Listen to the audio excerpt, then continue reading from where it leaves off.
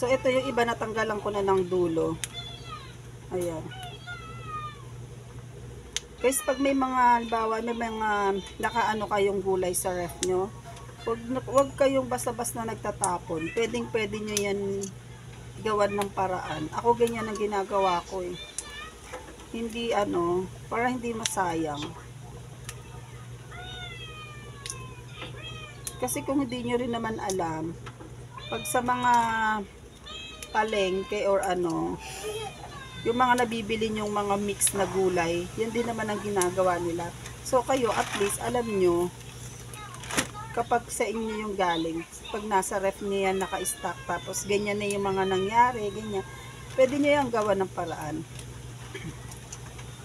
para hindi din masayang, diba? Ayan, babalatan ko muna, iaanin ko muna, tapos tsaka ko sila hugasan, and then tsaka ko sila hihiwain.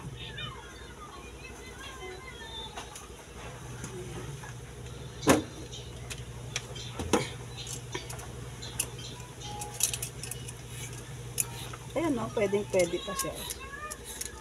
Diba? Last year pa to guys. Meron naman kaming bagong stock doon. So, kaya kinuha ko na to.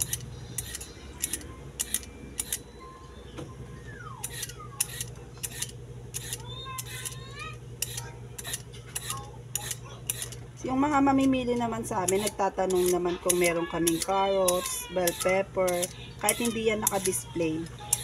Okay lang. Ito ilalagay ko to sa halaman guys eh. Sa halaman. Sa ko to ilalagay. Sa mga halaman. Kasi pang pataba to, pang paano sa halaman yan. Yung mga balat-balat.